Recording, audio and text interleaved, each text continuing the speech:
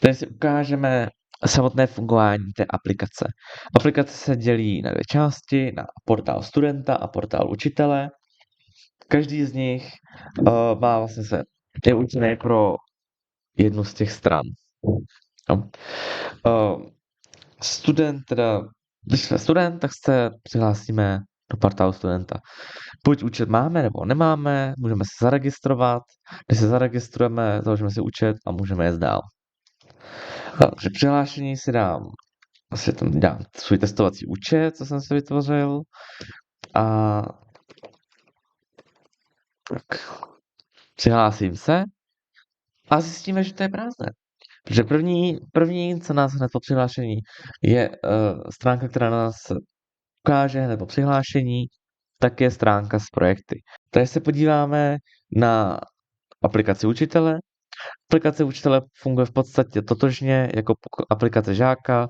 Máme tady registraci přihlášení, takže se tady přihlásíme do systému pomocí účtu, který jsem vytvořil testovací, jo, jako učitel test a tajným heslem a přihlásím se.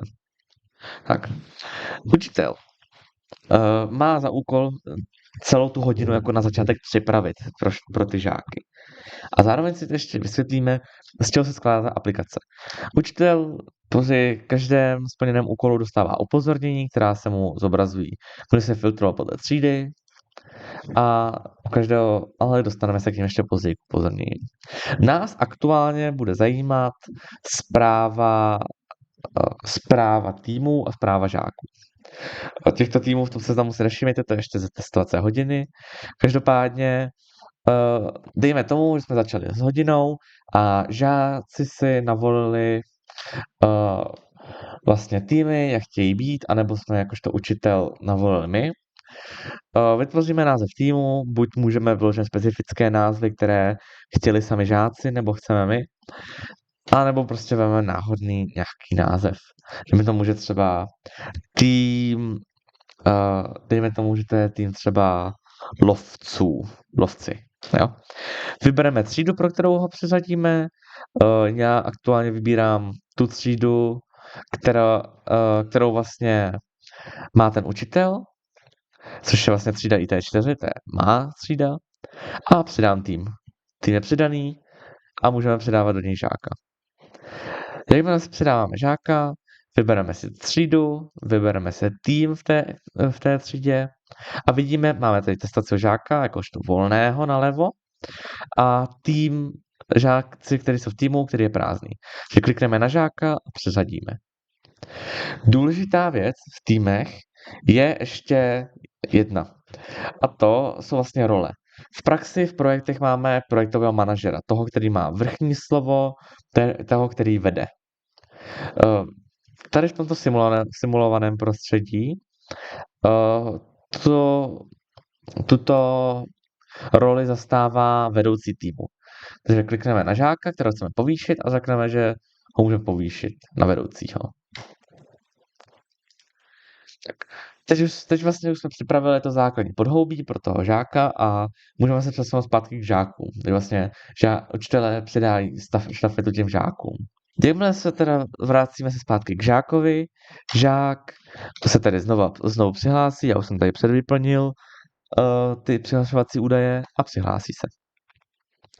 Vlastně náš testovací žák už je přeřazený ve třídě, přeřazený v týmu a zároveň, jelikož je sám, tak je povýšen i na kapitána. Jak jste mohli vidět předtím, žáci, kteří jsou buď samotně v týmu, anebo nejsou vůbec přeřazeni, mají jenom přístup ke 2 položkám. Teď, jakožto kapitánovi, se nám zobrazuje další 2. A to položka nový projekt a položka tým.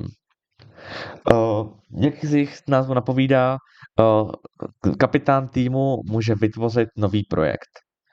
Což vlastně, jakož tady žádné projekty nemáme, můžeme se na to vrhnout. Takže máme tady nové vytvoření nového projektu, můžeme vytvořit jeho název, tak si dáme testovací projekt, třeba stavba dálnice. Jo. Budeme stavět dálnici.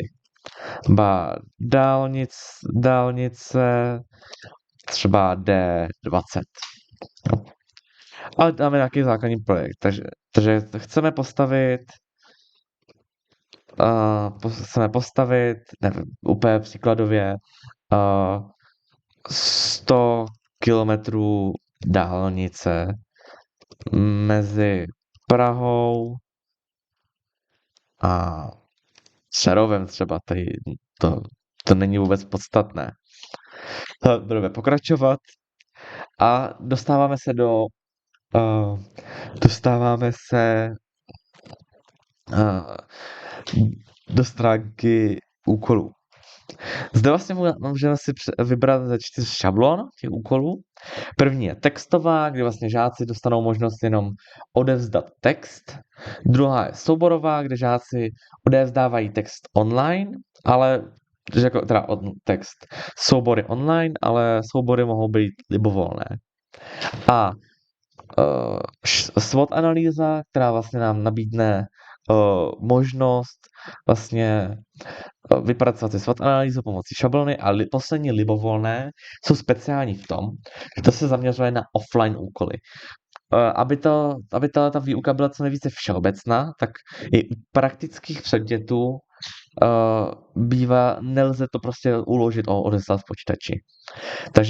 Takže libovolné úkoly se dávají pro ty úkoly, které je potřeba zkontrolovat ručně offline. A to je vlastně pro tento.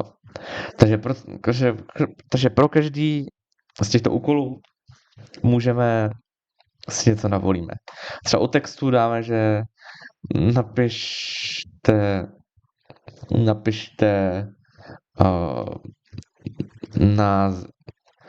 název tunelu. Třeba v té dálnici bude například tunel. Přidáme to a máme tady hned seznam úkolů.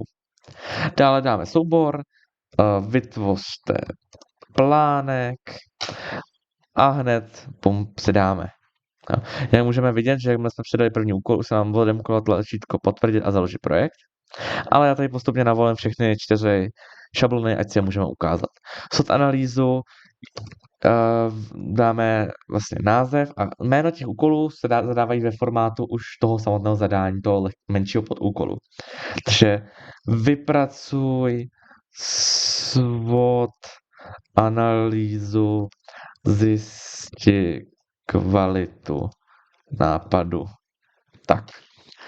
Vytvoříme SWOT analýzu a poslední je libovolný sežeň dělníky třeba. Jo?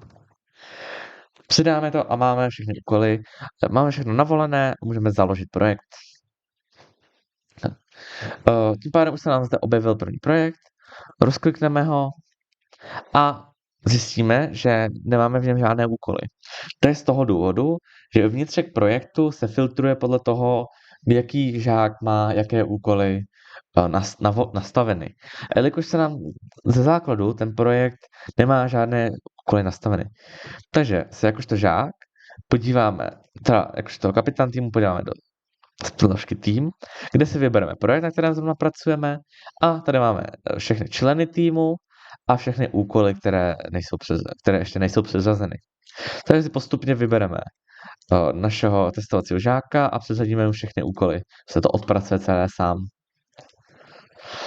Teď, když se vrátíme zpátky do toho projektu, už vidíme, že úkoly zde jsou. Když se rozklikneme teda ten název, tak si dáme, tak se zde můžeme už kompletně rozepsat, jak se sluší a patří, je to kompletně na nás. Takže dáme ten název třeba, nevím, bude to tunel Iva. Jo. Potvrdíme a dostaneme zprávu, že odpověď byla odeslána k hodnocení a zpráva už je odeslána a úkol už je splněn a vlastně v tom moment se odeslalo upozornění, že byl úkol splněn k učiteli a zároveň se tento text zabalil do textového souboru a odeslal na server. Úkol máme splněný, můžeme pryč. Do souboru můžeme vložit takřka cokoliv, dáme tady zde třeba logo, potvrdíme a znovu se vytvořilo upozornění a soubor se odeslal na server, na FTP server. U SWOT analýzy zde máme tyto 4 políčka, zde to máme, jelikož SWOT analýza ta původní zkratka je z angličtiny, tak jsou i ty názvy tady v angličtině. Takže silné stránky, strengths, jsou třeba bude rychlejší doprava. Doprava. Slabé stránky, poškodí to místní přírodu. Možnosti je vlastně rozšíření infrastruktury. Jo. Infrastruktury. A hrozby jsou dopravní zácpy, pomalá jako vzrůst dopravních nehod, protože na dálnicích se jezdí poměrně všelijak. Takže vzrůst dopravních nehod. Příklad. Potvrdíme, zase se to zabalilo do textového souboru, odeslal na server a učitel dostal upozornění, že úkol byl splněn. Tak. A posledně libovolný, dejme tomu, že dělníky jsme sehnali, otevřeme, potvrdíme, hotovo. Žák má tím pádem hotovo a čeká se na učitele, co teda s tím udělá. Mezitím, co se teda učitel vrátil ke své části, se podívá do záložky upozornění. V té si vybere třídu, kterou učí aktuálně a vidí, že jsou tady upozornění. Takže jakožto učitel si rozklikneme text, dáme si podrobnosti a vidíme v prvním poli původní zadání, v druhém poli tu zprávu a v formě odeslaného textu. A úkolem teď učitele na to oznámkování, protože jelikož učitel tu hodinu ten tým nevede, vede to ten jeden kapitán, tak učitelem je jenom možnost jako to oznámkovat. A stojí před rozhodnutím. Je tento úkol opravdu splněný tak, jak by náležitě měl být? Pokud dáme ano, zpřístupní se nám možnost to oznámkovat, podle známek se žákům přidělí body a budou vejít v žebříčku. Pokud ne, tak se úkol zpátky vrátí zpátky žákovi. Řekněme tomu, že ne, že se nelíbí to jméno a úkol je vrácen zpátky žákovi, na to se ještě podíváme zpět u žáka. Tak. Když se podíváme na další soubor, si máme jenom možnost stáhnout odevzdaný soubor. Tento úkol řekneme, že je splněný, takže stiskneme, že ano, a jak ohodnotíme kvalitu známkou jako ve třídě.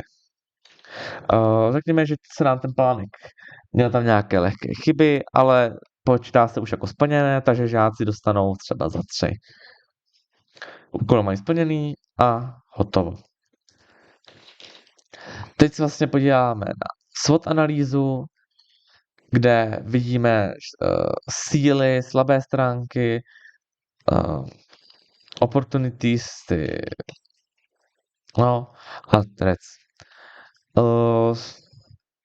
Zde vlastně se nám to SWOT analýza docela líbí jakožto učiteli, proto dáme ano, ohodnotíme 1. Tak. Když se vrátíme na poslední a libovolný, dělníci byli jakoby čistě teoreticky, dělníci byli kvalitně sehnáni a různé ty věci. Prostě všechno je tak, jak má být, proto otevřeme, dáme úkol, splníme, nelíbí se nám tam jeden detail, dáme třeba za 2 a to. Už jenom za ty první splněné úkoly obdrželi žáci vlastně první body. Když se podíváme do žebříčku, tak zrovna učitel vidí úplně všechny z té testovací hodiny. Vidíme tady vlastně mezi žáky vidíme lovce. Jo, to je náš předvolený tým. A ještě se podíváme k žákovi na to znovu odevzdání toho úkolu a bude to vlastně víceméně všechno